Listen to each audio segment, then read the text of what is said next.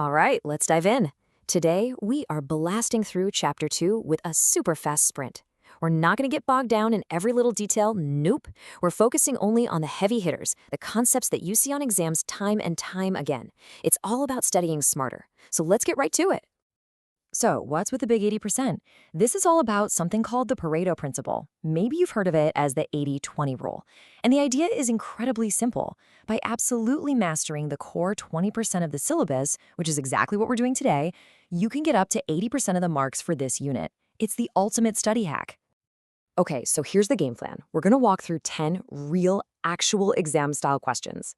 By tackling them head-on, we'll make these concepts a lot less scary and really build up your confidence before you walk into that exam hall. You ready? First up, let's talk about decoding deformities. In this section, we're going to look at how to spot these common postural issues and, even more importantly, how to fix them.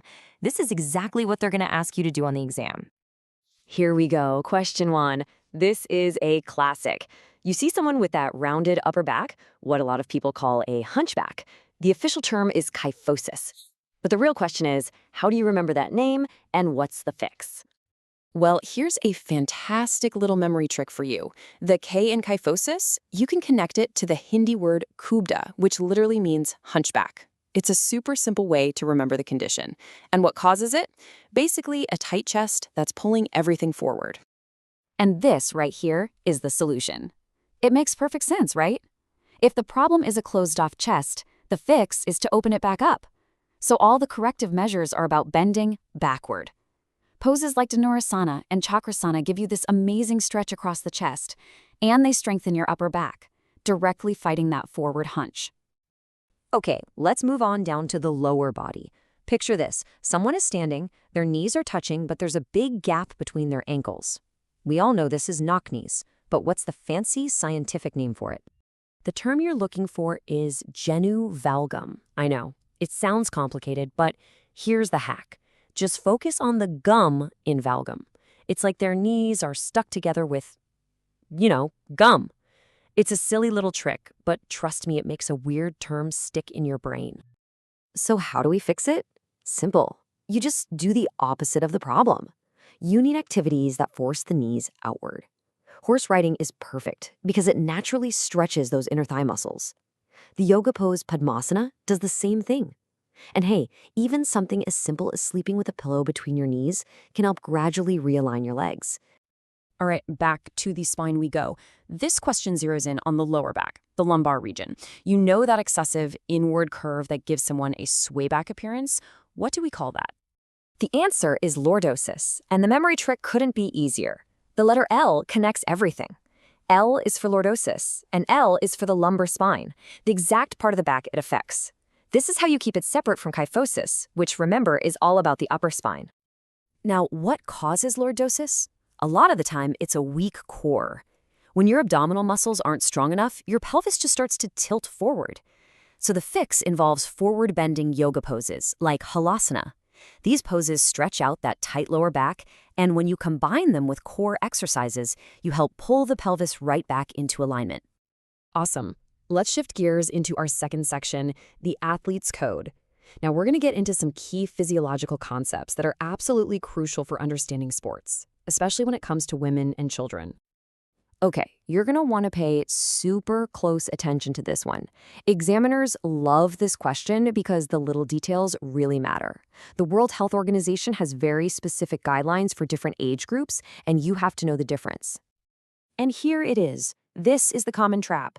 The most important difference is the time frame. For kids, the guideline is 60 minutes of activity daily, every single day. But for adults, it's 150 minutes weekly. So many people mix up daily and weekly.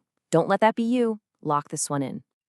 Now for something a bit more complex, but so important. The female athlete triad. This is a syndrome that connects three things: nutrition, menstrual cycles, and bone health. Understanding how these three are linked together is absolutely key. You know, the best way to think about the triad is like a domino effect. It all starts with the first domino, low energy availability, usually from disordered eating. When that happens, the body kind of goes into survival mode, which knocks over the second domino, amenorrhea, which is when periods stop.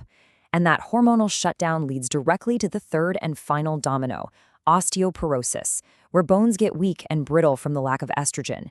It's a really dangerous chain reaction.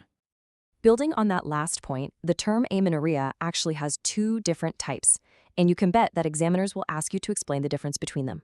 So, what is it? This makes it crystal clear. Primary amenorrhea means a period never even started by age 15. Think primary, as in the first time. Secondary amenorrhea is when periods started, but then they stopped for 3 months or more. Think secondary as in a pause. It's all about never versus paused. And just to round out this topic, here's a quick definition for you. Menarche is simply the start of the very first menstrual period. It's a huge milestone. Just whatever you do, don't get it confused with menopause, which is the complete opposite. It marks the end of menstrual cycles. We're in the home stretch. This is our final section. Now we're going to move a little beyond just the physical stuff and look at the psychological and social benefits of sports, especially for women.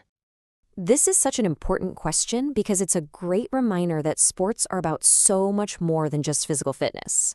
For women in particular, playing sports can have some incredible, long-lasting advantages for their mental health. So what are they? Here are the key points you'll want to hit in your answer. Sports are just a powerhouse for building self-esteem and confidence. They're an amazing outlet for stress, they help people build a positive body image, and they teach crucial life skills like leadership. These are the exact keywords you want to be using. And that's it. That's our sprint. We've hit 10 core concepts. We've decoded the tricky terms, and we've laid out the logic behind the answers. You seriously now have a solid foundation for the vast majority of questions this chapter is going to throw at you. You've learned the code. Now you're ready to go crack that exam.